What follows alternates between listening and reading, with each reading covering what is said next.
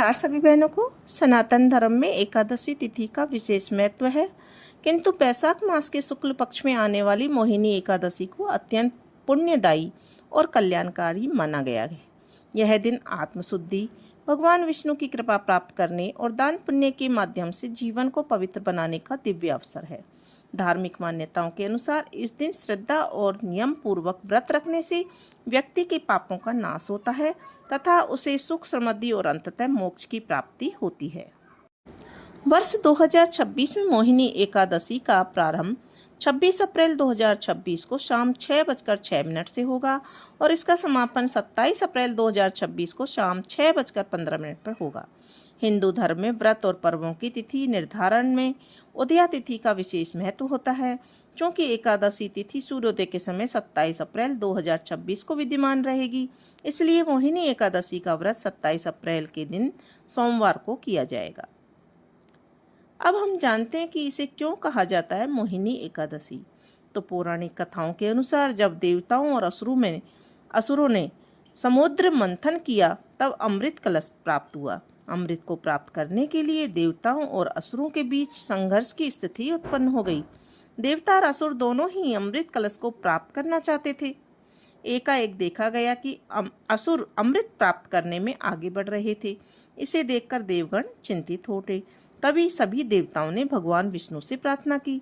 उन्होंने श्री हरि से इस समस्या के हल निकालने का अनुरोध किया।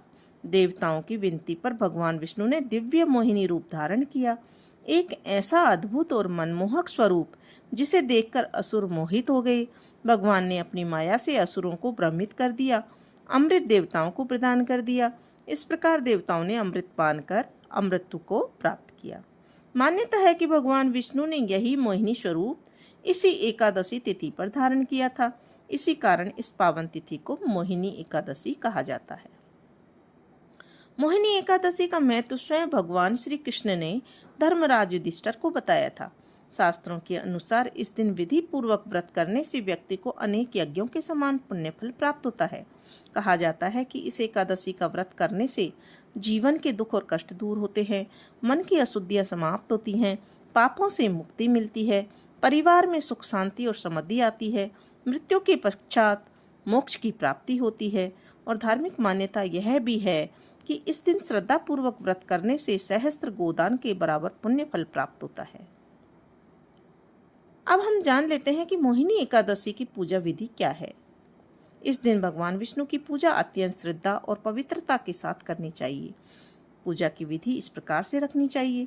प्रातःकाल ब्रह्म मुहूर्त में उठें, स्नान कर स्वच्छ एवं पीले या हल्के रंग के वस्त्र धारण करें, व्रत का संकल्प लें, लकड़ी की चौकी पर पीला या लाल वस्त्र बिछाएं, उस पर भगवान विष्णु या श्री हरि नारायण का चित्र या प्रतिमा स्थापित करें, पंचामृत से अभिषेक करें, धूप दीप और कपूर प्रज्वलित करें, भगवान को तुलसी दल अवश्य अर्पित करें, पीले पुष्प, फल, मिठाई का भोग लगाएं, ओम नमो भगवते वासुदेवाय मंत्र का जाप करें, विष्णु सहस्त्र नाम का जाप करें या पाठ करें, अंत में आरती करें और प्रसाद वितरित करें। पूजा के पश्चात भगवान को प्रणाम करें और परिवार की सुख समृद्धि एवं कल्याण हेतु प्रार्थना करें। सनातन धर्म में दान को धर्म का श्रेष्ठ अंग माना गया है। विशेष रूप से एकादशी के दिन किया गया दान कई गुना अधिक फलदायी माना जाता है।